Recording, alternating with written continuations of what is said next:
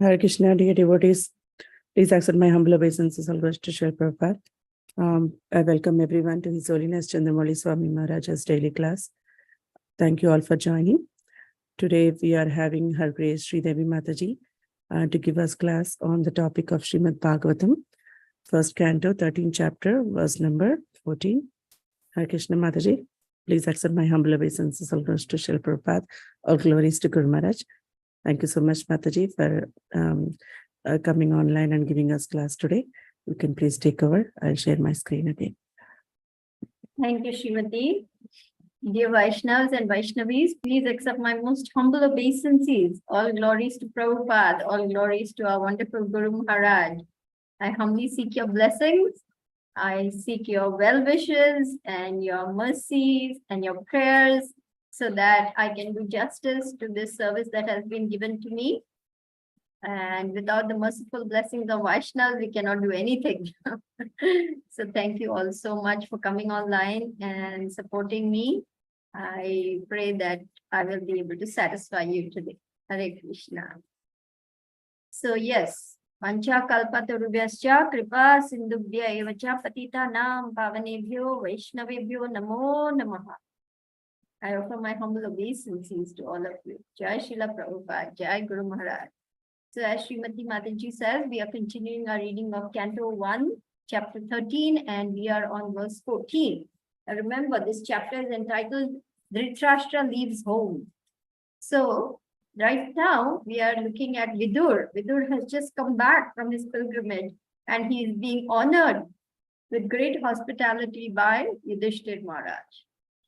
Okay.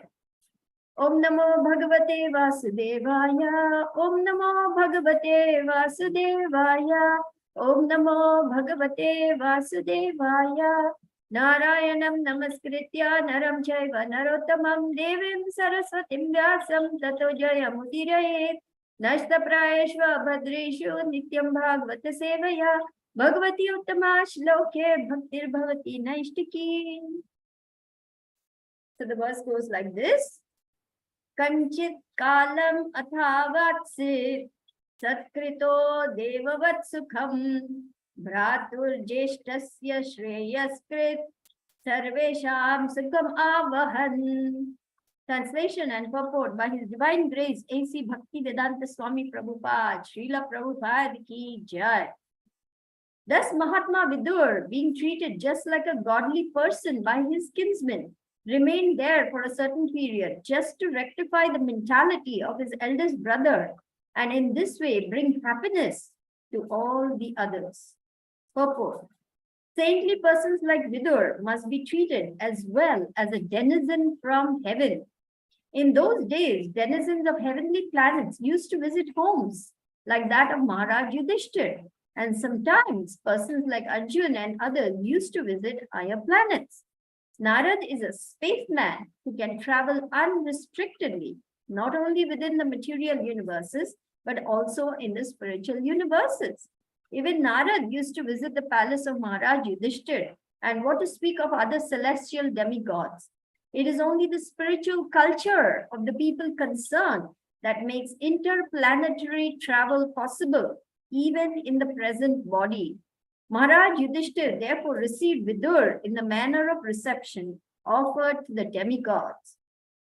Mahatma Vidur had already adopted the renounced order of life, and therefore he did not return to his paternal palace to enjoy some material comforts. He accepted out of his own mercy what was offered to him by Maharaj Yudhishthir. But the purpose of living in the palace was to deliver his elder brother Dhritarashtra, who was too much materially attached. Dhritarashtra lost all his state and descendants in the fight with Maharaj Yudhishthir, and still, due to his sense of helplessness, he did not feel ashamed to accept the charity and hospitality of Maharaj Yudhishthir. On the part of Maharaj Yudhishthir, it was quite in order to maintain his uncle in a befitting manner. But acceptance of such magnanimous hospitality by Dhritarashtra was not at all desirable. He accepted it because he thought there was no alternative. Vidur particularly came to enlighten Dhritarashtra and to give him a lift to the higher status of spiritual cognition. It is the duty of enlightened souls to deliver the fallen ones, and Vidur came for that reason. But talks of spiritual enlightenment are so refreshing that while instructing Dhritarashtra, Vidur attracted the attention of all the members of the family, and all of them took pleasure in hearing him patiently. This is the way of spiritual realization. The message should be heard attentively and is spoken by a realized soul. It will act on the dormant heart of the conditioned soul. And by continuously hearing, one can attain the perfect stage of self-realization. Om Agyanati Vinandasya Gyananjana Shalakaya Chakshurun Militam Yena Tasmai Shri Gurave Namaha Shri Chaitanya Mano Bhishtam Stapitam Yena Bhutale Swayam Rupa Kadamayam Dadati Swapadantikam Vandeham Shri Guru Shri Yuta Padakamalam Shri Gurun Vaishnavamscha Shri Rupam Sagrajatam Sagana Raghunathan Vitam Tam Sajivan Sadvaitam Savadutam Parijana Sahitam Krishna Chaitanya Devam Shri Radha Krishna Padan Sagana Lalita Shri Vishakhan Vitamscha He Krishna Karuna Sindhu Dina Bandhu Jagatpate Gopesha Gopika Kanta Radha Kanta Namustate Tapta Kanchana Gaurangi Radhe Vrindavaneshwari Reshabhanu Sute Devi Pranamami Hari Priye Panchakalpatarubhyascha Kripa Sindhubhya Evacha Patitanam Pavanebhyo Vaishnavebhyo Namo Namaha Nama Om Vishnu Padaya Krishna Preshtaya Bhutale Srimate Chandramauli Swami Niti Namine Nama Om Vishnu Padaya Krishna Preshtaya Bhutale Srimate Bhakti Vedanta Swami Niti Namine Namaste Saraswate Deve Gauravani Pracharine Nirvishesha Shunyavadi Paschatya Deshatarini. So in this particular purport, two very interesting aspects of Yudhishthir Maharaj hospitality as well as Vidur's magnanimity towards his elder brother are being mentioned over here. Yudhishthir Maharaj was such an elevated personality that people, denizens of the heavenly planets, were happy to come and visit his palace. Interplanetary travel, as Srila Prabhupada mentioned here, was not anything unknown. In fact, Arjun actually visited the heavenly realm of King Indra, and he actually stayed there for a few years to learn the art of celestial weapons, to learn the art of dancing, which he would need later on in the forest. So Arjun visited the heavenly realms. Yudhishthir Maharaj also visited. In fact, Dasharath was actually called by Indra. Who is Dasharath? King Dasharath is the father of Lord Ram. He was actually called by Indra because he was such a powerful fighter. It was when he fought, it seemed as though he was fighting in 10 different directions. Though he was one person, he was such an expert and such a great warrior that it seemed as though he had 10 chariots and was fighting in all the 10 directions. East, west, north, south, northeast, northwest, southeast, southwest. What else? The other 4 other slanting directions. That is 8. And then up and down. That is 10 directions. He was so expert a warrior that he could fight at such a powerful level. And so Indra used to call him when he had to fight against the demons, against the Rakshasas. And so Dasharath became very famous and he actually won great boons.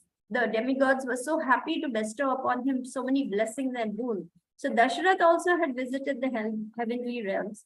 And interestingly, the denizens of the heavenly planets would also come down and attend the sacrifices of great kings like Maharaj Prithu, Maharaj Parikshit, and Kunti.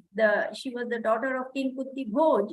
When she was a young girl, the celestial demigods would often visit her father's palace, and she was in charge of taking care of all the guests very nicely. That's how when Durvasa Muni came, she took such good care of him. She treated him so nicely that being very pleased with her, he gave her that boon by which she could call any demigod. Even now, it is said that at the time of Jagannath Rath Yatra, the demigods come in their celestial airplanes to attend the Rath Yatra of Lord Jagannath. So in Jagannath Puri, they have a special place where they say that they have kept that space, that open space is earmarked for the celestial demigods to park their planes and take part in the Rath Yatra. That's how they keep that space for the celestial airplanes to come and land here on planet Earth. And the demigods were so magnanimous that, being very pleased with the king's sacrifices and the yagyas, which were very lavishly performed to please the demigods, they would agree to become visible even to the common man. Normally, we cannot see. We cannot see Indra, Surya, Chandra, Varuna, and all the demigods. But they became so magnanimous that even the common man could see them. This is described in Srimad Bhagavatam. Let me see if I can pull that up. I'll have to do a little bit research and see. Okay. Can you allow me to share screen, Srimati? Then I can show this particular. Yes, Mataji, I made you co-host. Okay. So what I'll do is I will share, because I was very curious to see interplanetary travel. And here you should be able to see this in a minute. Yes, here we go. Srimad Bhagavatam, Canto 1, Chapter 16, verse number 3. Maharaj Parikshit. Okay, let's see the first part. It appears from this verse that interplanetary travel by the denizens of higher planets is easy. In many statements in Bhagavatam, we have observed that demigods from heaven used to visit this earth to attend sacrifices performed by influential kings and emperors. So, here it is said, when Maharaj Parikshit performed the ceremony, the demigods from other planets were visible even to the common man due to the sacrificial ceremony. The demigods are not generally visible to the common men, as the Lord is not visible. But as the Lord, by his causeless mercy, descends to be visible to the common man, similarly, the demigods also become visible to the common man by their own grace. Although celestial beings are not visible to the naked eyes of the inhabitants of this earth, it was due to the influence of Maharaj Parikshit that the demigods also agreed to be visible. The kings used to spend lavishly during such sacrifices as the cloud distributes rain. So when the kings would please the demigods with lavish performance of sacrifices, they would actually appear, and even the common man could see them. So it is, for us, sometimes we think, what are all these descriptions? Are they real? They are. And from the Srimad Bhagavatam, we can understand how these great demigods used to visit even the common planet Earth, which is considered actually a middle planetary system. It's not a very elevated heavenly planet. It's just the middle planetary system. But still, the kings would come and visit, the demigods would come and visit the palace of the kings. So interplanetary travel was not unknown. So going back to the verse, if we can pull up that particular verse back again, 1:13-14. So Maharaj Yudhishthir knew how to receive these great personalities, because Narad Muni, remember, now Narad Muni, as Srila Prabhupada said, is a transcendental spaceman. He doesn't need a special aircraft. He doesn't need any special rockets. He doesn't need a spaceship or anything. He just comes, zoom, just like that. He can travel at will anywhere. And actually, the inhabitants of Siddhalok, they can also, by power of mystic yoga, they can fly anywhere. That is also there. But knowing that they are from the higher realms, Maharaj Yudhishthir received Vidur in the manner of reception offered to demigods, knowing that Vidur is a highly exalted personality. He's actually none other than Dharmaraj. Dharmaraj is actually his own father. Now he has come in the form of his uncle Vidur. So he offers a very lavish reception to Vidur. Now who is Vidur? He is actually, I'm sorry, not Dharmaraj, Yamraj. Yeah, Dharmaraj, Yamraj. And Yamaraj is come now in the form of Vidur. So Vidur had become very exalted, and by the dint of his power of pilgrimages as well as taking spiritual guidance from whom? Maitreya Rishi, he had become completely situated in self-realization. He was completely in the perfection of life, and so he could deliver his brother who was still blinded, not just physically blind, but spiritually also blind. So it might appear that, oh, he came to actually enjoy all the opulences offered by Yudhishthir Maharaj, but that was not the case. He was not interested in that.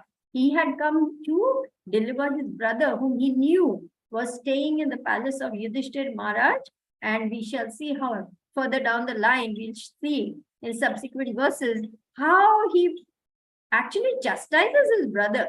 He says, you've become very old. You're already blind. You've become hard of hearing. Your intelligence is disturbed. And your liver is defective. You're coughing up mucus. You cannot see properly. You cannot hear properly. Your limbs are becoming loose. Your joints are all becoming loose. And why are you living like a dog in the home of someone whom you tried to kill? So he's very heavy with him. He says that this is not your only option. Dhritarashtra thinks, what can I do? I'm an old man. I'm helpless. I have to stay here. And he tells him, this is not the case. You can leave and go to the forest and try to attain self-realization. Says this is the real purpose of the human form of life, to get detached from all material things. Don't be so attached to the opulence of this palace because you're living here like a dog. And actually, Dhritarashtra and Gandhari, though they were treated with great respect by Yudhishthir Maharaj, even Arjun, but Bhima could not tolerate. He could just not tolerate the presence of Dhritarashtra. Every chance he got, he would make snide remarks. He would say cutting things. He would be sarcastic. He would be demeaning. And Dhritarashtra and Gandhari were just, what else could they do? They just accepted all the nasty things Bhima said. But he was not living, properly in the home of Yudhishthir Maharaj, in the sense that Bhimasena was always taunting him and saying what kind of a man you are and things like that. So Vidur knew all this, and he wanted his brother to at least try to attain the goal of the human form of life. So he comes over there, and then he actually tells his brother, leave this place. Do not tell anyone, because they will try to stop you. Out of affection, they will say, oh no, my dear uncle, my dear auntie in old age, being blind, how will you go to the forest? How will you live? How will you manage? What will you do for food? How will you lie down on the forest floor? And so on and so forth. They will just dissuade you. So do not tell anyone that you're leaving. Just go. And his words are so cutting and so heavy and so true that Dhritarashtra, the words go home into his heart. All this time he was not willing to listen. Even though Vidur had been trying to put good sense into his head, always giving good advice, Dhritarashtra just could not hear that. Out of affection for his sons, he was very affectionate towards his 100 sons. He wanted them to acquire the kingdom. But now he had lost everything. His kingdom was gone. All his 100 sons were dead. He was bereft of all his opulence. He was actually a beggar. And it was Yudhishthir Maharaj's magnanimity that he gave him so much honor, gave him a place. He could have just said, get lost. And which is what most people would do. But Yudhishthir Maharaj, being a very magnanimous Vaishnava and a devotee of the Lord, did not want to do that to his uncle. And so he accorded him a very nice reception, as well as nice palatial apartments to live in. So he was actually living at the cost of Yudhishthir Maharaj. So Vidur said, these are the very people you tried to kill. These are the people whom you tried to cheat. These are the people whose wife you insulted. I mean, these people are now being magnanimous and you're accepting all this just like a dog.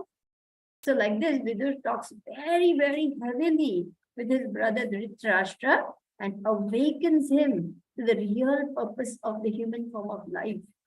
And such beautiful explanation is given. Further down, we will see that a man, by man, it means any being, any living being in the human form of life, whether man or woman, should understand that this human life is the loophole by which to make a permanent solution to the problems of birth, death, disease, and old age, and go back home, back to Godhead. Srila Prabhupada must have told at least 10 million times, go back home, back to Godhead. Don't rot within this material world. Awaken to spiritual life. Remember who you are. Eternal spirit soul, full of bliss, full of knowledge and eternal. Don't waste time. Take the medicine. Get over your material fever and come to the most perfect stage of life. Become the pure, loving servitor of God, Krishna. So the same message is always being given by the bona fide spiritual masters since time immemorial. That is why we call this Guru Parampara. Unless one is in the disciplic succession, they will not be able to speak the truth of the Vedic scriptures. One must be blessed by the bona fide acharyas. One must follow in the footsteps of these great souls. And then one can make the goal of human life, the perfect goal of human form of life, which is to awaken one's dormant love of God and bring it to perfection. This is the way of spiritual realization. The message should be heard attentively and if spoken by a realized soul, it will act on the dormant heart of the conditioned soul. There's a very beautiful verse in Srimad Bhagavatam that I'm trying to recall. It's called the saffron particles verse. You know, the pure devotees of the Lord, they're constantly speaking the glories of the Lord. And therefore, when you hear from the mouths of the pure devotees, our slumber, we have awakened from our slumber. I think it is 4th canto, chapter 20, verse 25, or it could be 18. I'm not sure. Just let's take a look at 4th canto, chapter 20, and I should be able to.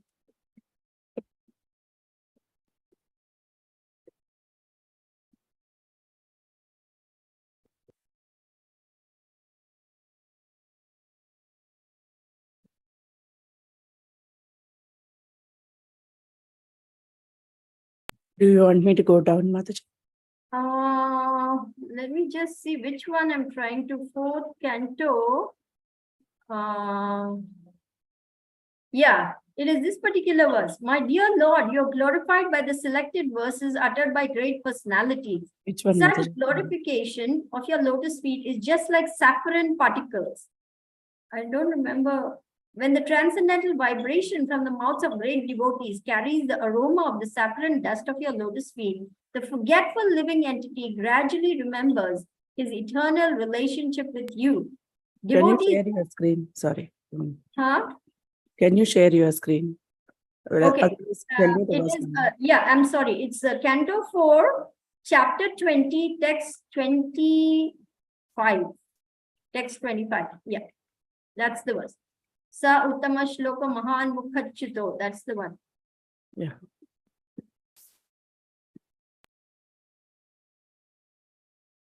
Yes, this is the one. It is such a beautiful, let's just look at this verse. This is so beautiful and it's giving a perfect description of what is written in the last 3 lines of that particular purport we looked at. My dear Lord, you are glorified by the selected verses uttered by great personalities. Such glorification of your lotus feet is just like saffron particles. When the transcendental vibration from the mouths of great devotees carries the aroma of the saffron dust of your lotus feet, the forgetful living entity gradually remembers his eternal relationship with you. Devotees thus gradually come to the right conclusion about the value of life. My dear Lord, I therefore do not need any other benediction, but the opportunity to hear from the mouth of your pure devotee. And if you look at this purport, Srila Prabhupada writes 6 times, hear from the mouth of a pure devotee, hear from the mouth of a pure devotee, hear from the mouth of a pure devotee. We'll look at this purport, I'll show you. And this is why it is so important for us to hear from our gurus, to hear from Srila Prabhupada, because this will awaken us from our slumber. Such a beautiful purport. Just bear with me. It is explained in the previous verse that one has to hear glorification of the Lord from the mouth of a pure devotee. This is further explained here. The transcendental vibration from the mouth of a pure devotee is so powerful that it can revive the living entity's memory of his eternal relationship with the Supreme Personality of Godhead. In our material existence, under the influence of Maya, we have almost forgotten our eternal relationship with the Lord, exactly like a man sleeping very deeply who forgets his duties. So now let's go to the last line of that particular paragraph, which says, as expressed in a song by Thakur Bhakti Vinod, Lord Chaitanya says, Jeev Jago, Jeev Jago. The Lord asks every sleeping living entity to get up and engage in devotional service so that his mission in this human form of life may be fulfilled. This awakening voice comes through the mouth of a pure devotee. A pure devotee always engages in the service of the Lord, taking shelter of his lotus feet. Therefore, he has a direct connection with the saffron mercy particles that are strewn over the lotus feet of the Lord.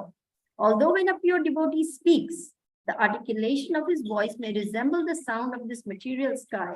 The voice is spiritually very powerful because it touches the particles of saffron dust on the lotus feet of the Lord. As soon as the sleeping living entity hears the powerful voice emanating from the mouth of a pure devotee, he immediately remembers his eternal relationship with the Lord, although up until that moment he had forgotten everything. For a conditioned soul, therefore, it is very important to hear from the mouth of a pure devotee who is fully surrendered to the lotus feet of the Lord without any material desire. Again, see the last line of that paragraph. Therefore, this process of hearing from the mouth of a pure devotee is very important for making progress in the line of spiritual understanding. So you see how important it is for us to hear daily from Srila Prabhupada, to read his books, to hear his lectures, to hear the voice of our Gurudev, who's speaking the pure message of Srila Prabhupada, of the Guru Parampara, of the message of Krishna. And therefore, we will be woken up, just like Dhritarashtra was woken up. It was a very rude awakening. It wasn't delivered, in a nice sing-song way and very sweetly. It was very harsh, but it was necessary. It is like the kind cruelty of a surgeon's knife. A surgeon's knife, the scalpel is very sharp, but it is used to remove all the diseases, the tumors, the abscesses, whatever is causing distress to the living entity. The surgeon cuts it out and restores that person to good health. Similarly, Vidur, by using such harsh words, awakened his brother to the real purpose of the human form of life, and therefore Dhritarashtra left home and at least attained liberation. So we have been given a much greater opportunity than Dhritarashtra. We have received the mercy of Prabhupada, of our Gurudev. Why we should not go for the best? Isn't it? We have been given the best opportunity to make the permanent solution to all the problems of this existence. And that is to go back home, back to Godhead. So, and Srila Prabhupada assures us, success is sure for the rigid practitioner. In Bhagavad Gita, chapter 6, verse 24, can we look at that purport, Srimati, please? In that particular purport, that chapter is called Dhyana Yoga. There, Krishna is explaining to Arjun, and of course, Srila Prabhupada in his purports is explaining to us how we can attain success. And in that, he says, success is sure. 24, verse 24.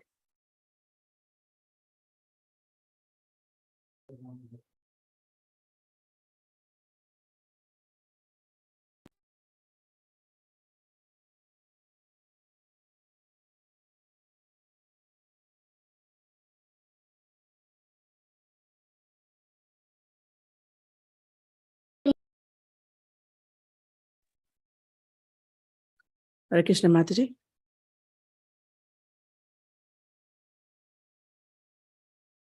Hare Krishna. Yes, Not sure Mataji. if you can hear me. Yeah. Okay, very good. Okay, we are still hanging in there. Okay. So, yoga practitioners should be determined and should patiently prosecute the practice without deviation. One should be sure of success at the end and pursue this course with great perseverance, not becoming discouraged if there's any delay in the attainment of success. Success is sure for the rigid practitioner. And what are the things one must do for which are favorable? Rupa Goswami says, Utsaha.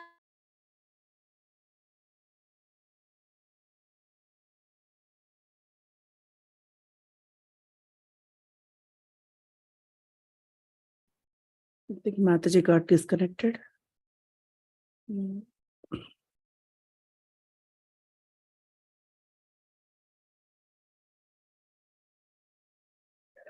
Hare Krishna, Hare Krishna, Krishna Krishna, Hare Hare, Ram Ram, Ram Hare Hare, Hare Krishna, Hare Krishna, Krishna Krishna, Hare Hare, Hare Ram, Ram Ram, Hare Hare, Hare Krishna, Hare Krishna, Hare Ram, Ram Hare Hare, Hare Krishna, Hare Krishna, Krishna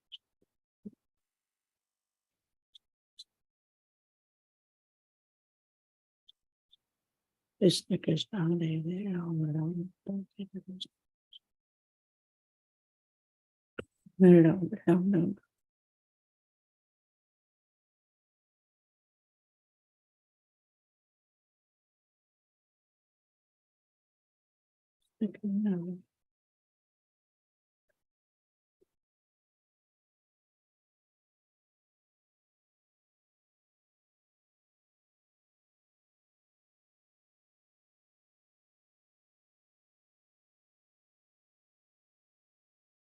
Yes,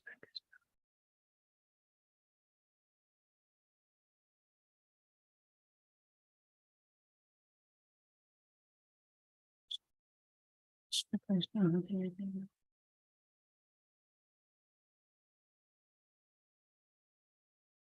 Hare Krishna, Hare Krishna, Krishna Krishna.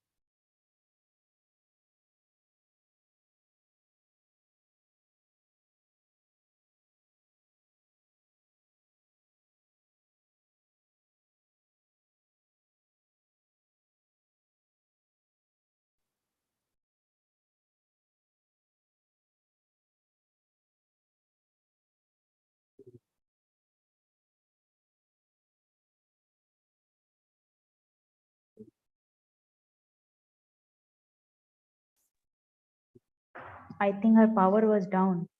Yeah, yes, Mataji. 1 second, I'll try to call her.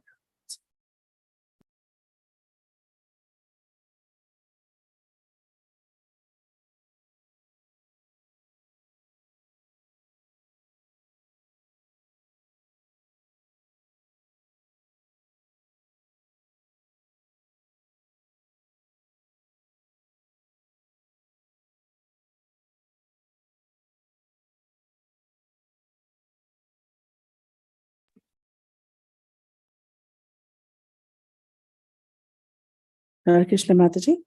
My humble apologies, Srimati. That's I'm okay. back now. Yeah, So I'll let's share. go to that particular 624. Yes. Utsahan, Nischaya, Dhairyat. What is the meaning of that? Utsahan means Utsaha, means enthusiasm.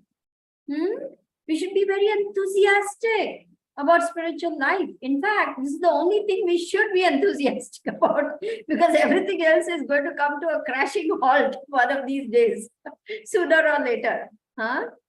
So, Utsaha Nischaya Dhairya Tat Karma Pravartanat Sangatyagat Sato Vritte Shadbir Bhakti Prasidhyati. One can execute the process of Bhakti Yoga successfully with full-hearted enthusiasm, perseverance, and determination by following the prescribed duties in the association of devotees and by engaging completely in activities of goodness, Upadesh Amrit, nectar of instruction. So you see, when we actually take up this process and we start finding how much sweetness is there in bhakti, we become more enthused about it. slowly, little by little, we acquire taste for devotional service, for the holy name, for association of devotees, for hearing the message of the Lord, because this is our real nature. Our real spiritual nature is to be totally in love with Krishna, because the spirit soul is totally in love with Krishna. There's never a single moment that the spirit soul can live without Krishna, can do without service to Krishna. So as we take the medicine, Enechi Aushadhi Maya Nasi Baro Lagu, Hari Nama Maha Mantra, Lao Tu Magi, Jeev Jago, Jeev Jago, Gora Chandra Bole, Kota Nidra Jao Maya, Pishachi Rakhole. So what does Lord Chaitanya say? Wake up, sleeping souls. How long will you sleep on the lap of which Maya? Take the medicine of the holy name. And what is the medicine? Hare Krishna, Krishna, Krishna, Hare Hare, Hare Rama, Rama Rama, Hare Hare. Srila Prabhupada says, spiritual life begins with the tongue. Take Krishna Prasadam and chant Hare Krishna. Of course, that's just the start. Then we follow the process properly, which is what? Carefully maintain the 4 regulative principles, avoid the 4 sinful activities, take shelter of a bona fide spiritual master, and then get guidance from the spiritual master how to execute this process of bhakti. The spiritual master is very merciful. He's very kind to the fallen living souls. And so he gives them the guidance on how to attain the perfection of the human form of life. Anartha Nivritti has to happen before we reach Nishtha, steadiness in devotional service. And that takes place by the mercy of the spiritual master. And we slowly keep making progress until one fine day, we will reach the lotus feet of Sri Krishna in Golok Vrindavan. We will be able to see Krishna face to face. Prabhupada promises this. He says, if you follow this process very carefully, you will be able to see Krishna face to face. And this is the success of life. We go back home, back to God. So thank you all for listening patiently. We can now open up for comments, questions, corrections, criticisms, chastisements, everything. Thank you so much, Mataji. Thank you for such a nice class. Dear devotees, if you have any questions or comments, please go ahead.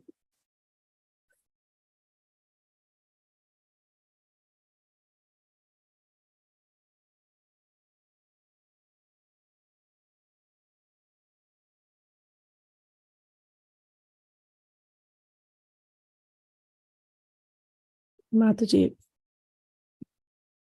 while others are thinking, I was thinking like listening to from the mouth of a pure devotee, like everybody will not get a chance, right? So like some neophyte devotees are the people coming new into Krishna consciousness. So they have to, they don't get access to so much of pure devotees, right? So how they will do, Mataji? No, everyone who comes into ISKCON is getting access to the pure devotee Srila Prabhupada.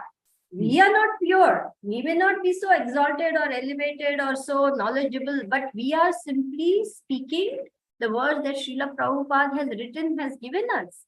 So, therefore, they are hearing Srila Prabhupada. Every person who comes to ISKCON, therefore, is very blessed by the mercy of Srila Prabhupada, because yes, we are not, we are mixed devotees, we are impure, we are full of anarthas, we have got so many, purification we have to go through, etc. But because we are speaking the words of Prabhupada, who is a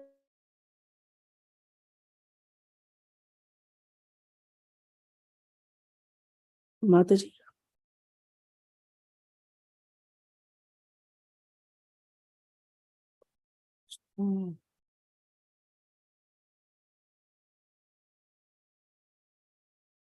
Prabhupada's lectures, conversation, letters. Hare Krishna Mataji. And trying his or her best, not adding their own mental.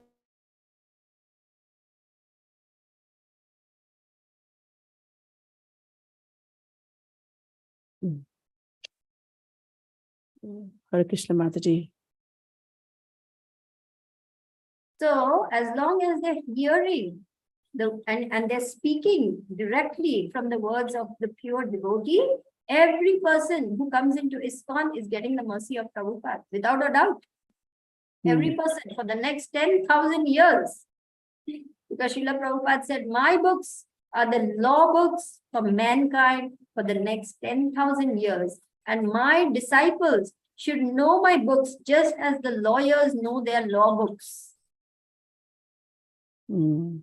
That's how important it is to read, study, understand, assimilate, and then apply, and then help others apply. Yes, Mataji. Thank you so much. So here Rishabh Prabhu is writing on the chat, like, it is just nice to hear you speak, Mother. Please speak more on the purport of BG 7.1, where it is explained how the hearing is purifying us. BG 7.1. Yeah. Okay. Can we go to BG 7.1? Yes, Mataji. Phenomenal and numinous. Now I shall explain this knowledge to you, both phenomenal and numinous, says Krishna, right? In 7.1. That's the verse we are talking about? That is the second verse, I think. Or second? Okay. 1 second. I'll share this.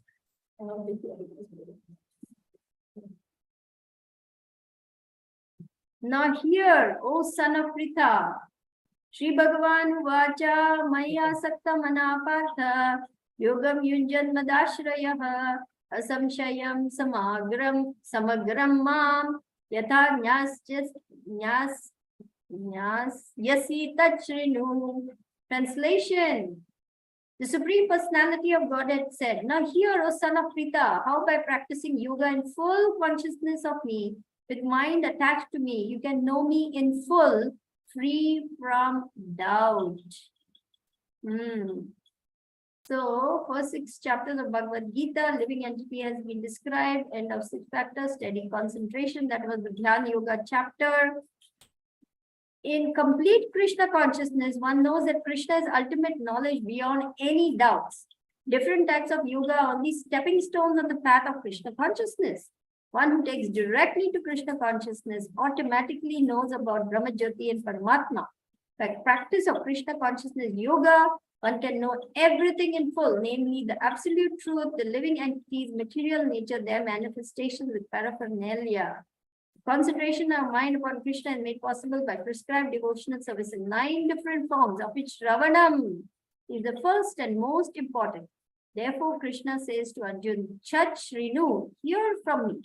No one can be a greater authority than Krishna, and therefore by hearing from him, one receives the greatest opportunity to become a perfectly Krishna conscious person. One has therefore to learn from Krishna directly or from a pure devotee of Krishna, and not from a non-devotee upstart puffed up with academic education. Yes, this is very, very important. And then the famous verse. Shinvatam Swakata Krishna Punya Shravana Kirtana Vidyantostriya Bhadrani Vidunoti Suritsatam Nashta Praishva Bhadreshu Nityam Bhagavata Sevaya Bhagavati Uttama Shloke Bhaktir Bhavati Naishtiki Tada Rajastamo Bhava Kamalobhadayaschaye Cheta Etar Anavidham Sitam Satve Prasiddhati Evam Prasanna Manaso Bhagavad Bhakti Yogataha Bhagavat Tattva Vijnanam Mukta Sangasya Jayate Vidyate Hridaya Granthis Chidyante Sarva Samshayaha Shriyanti Chasya Karmani Drishta Evatmanishvare.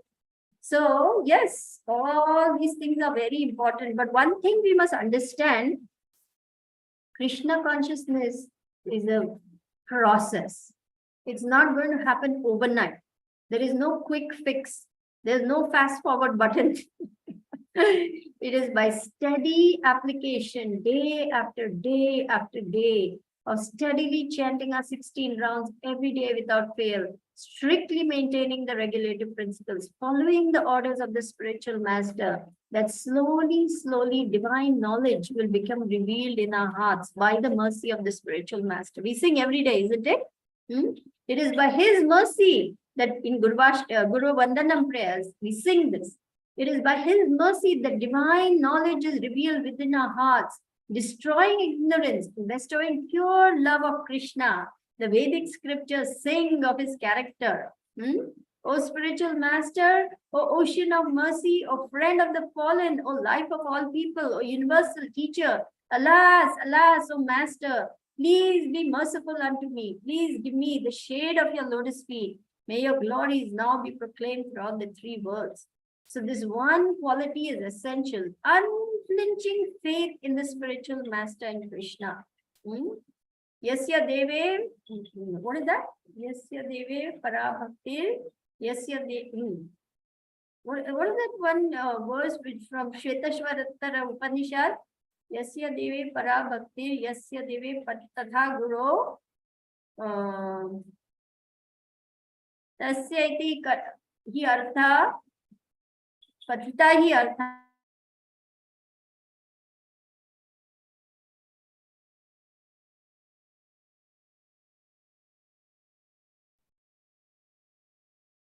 Hare Krishna Mataji.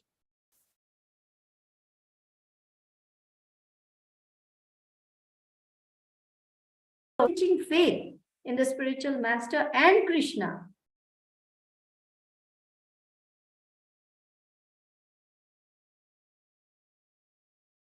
Mataji. And practice the process of bhakti. Transmission, this is head transmission. Can you hear me? No, we just lost you for a couple of Haribol? seconds. Hare Krishna Mataji. We just lost you for a couple of seconds. We couldn't hear, but now it is okay. Okay. So one must, I said this is a heart-to-heart transmission. The spiritual master imparts education into the heart of a devotee. It's not a head-to-head transmission. It's not mental. It is not, academic education. This is realized knowledge which manifests in the heart as Vigyan, understanding. So we must be very patient and execute the process, even though we might not see results immediately. In fact, it's quite likely that many years we will feel we are doing nothing. What is happening? I remember 10 years, 15 years, I was practicing and I was thinking, oh, Guru Maharaj, all I seem to be doing is eating and sleeping. I'm not making any progress. And then Guru Maharaj told the example of the bamboo plant. The Chinese farmer, he plants two plants. One is a bamboo plant and one is another plant. Within few weeks, the other plant is growing. But this plant, nothing happens for 5 years. And then suddenly one fine day, it starts growing. And within few weeks, it is shot up to 40 feet height. That's the bamboo plant. So he said, spiritual life is like that. In the beginning, nothing will happen for many years. But one must not give up. One must not give up. And one must patiently, because remember, success is sure for the rigid practitioner. And one fine day, our patience will pay off. And slowly, we will see our little Bhakti Lata beach is slowly growing a little bit, producing 2 little leaves, and little bit more like that. So be patient. Thank you, Mataji. Hope that helps, Rishabh Prabhu. I Raj hope so. Prabhu is asking, how do we know if we are actually hearing rather than just think we are hearing? Because it will manifest as realized knowledge. See, Shravanam is not just put one ear and take out the other ear. When we are really attentively hearing, the message enters into the heart. And when we are meditating on the message that we have heard, it purifies us. And then it becomes, as Guru Maharaj said just yesterday, it becomes part of us, the message that we are hearing repeatedly on and on and on, day after day after day. It becomes a second nature for us to act in that way also. And then we understand that this is not just theoretical knowledge, it's just not gyan, but it has become now Vigyan, because now we are living our life according to that. So that's the difference between just hearing and just thinking we're here. It will make a difference to you.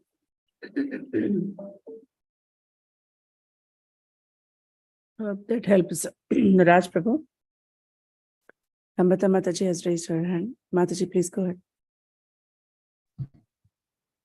Hare Krishna. Please accept my humble obeisances. All glories to Srila Prabhupada. All glories to our Gurudev. All glories to your wonderful service. All glories to the wonderful Vaishnavas present here. So, Mataji, I want to ask about the holy name actually. So many times we have, just at this stage specifically when we are neophytes, we sometimes have the taste. I mean, like the tinge of taste, momentarily taste of. Sometimes we experience the rasa for a momentary, for a period of time. Sometimes we feel that dryness in the chanting. So the flickering things come at this stage of time. So, and sometimes if it's encouraging and sometimes it's really discouraging. So how to handle both this situation while we are chanting? Of course, as Guru Maharaj says, we should not give up chanting for this reason, but like we constantly feel that thing. Why is it not constant? So how can we still continue with this thought? Yeah, it will become constant as we keep practicing. What is intermittent will become steady, and then from steadiness will come more absorption, and then it will be constant. But like I said before, it is a process. It will not happen overnight. There is no fast forward button, quick fix. See, we have spent so many millions of lifetimes just, thoroughly soaking up the material energy. And now, having turned our face away from Krishna for so many millions of lifetimes, our neck has become so stiff that it's very hard to turn it towards Krishna. It's like, it's like a door that jams shut so hard that we are having a very hard time pulling it this way. So like this, our attention, our entanglement, our affection for the material energy is so strong that affection, attention, and involvement with Krishna is a big endeavor. It's a big endeavor. We have to fight against the current, and that will now Kali Yuga. Everything goes against spirituality. Media, newspapers, television, billboards, cinema, advertisement, radio, everything. Sense gratification, sense gratification, sense gratification. That's all the time, bombarding you all the time. So we are actually fighting the current of Kali. We are going in the opposite direction. Do you think it's going to be easy? Of course not. And the whole atmosphere is so vitiated. That is why chanting must be done as much as possible during early morning hours. It should be done in the temple room, in our heart or in our home or in the temple where we are actually with Krishna. It is not so easy to develop that taste for the holy name. That is Ruchi. That is the seventh stage actually. It's a very exalted stage. It's not going to come so easily. But we must keep on trying, because as we keep trying, slowly, the taste for the holy name will increase. It will happen given time. So don't ever give up. And know that one day it will become a constant. Now it's intermittent, but it will become constant.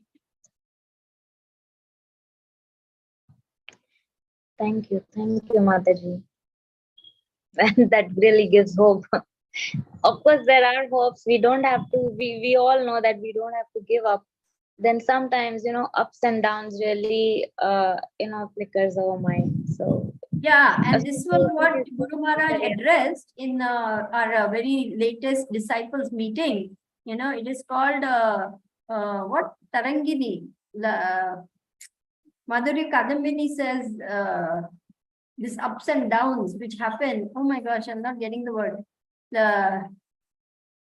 Something Tarangini.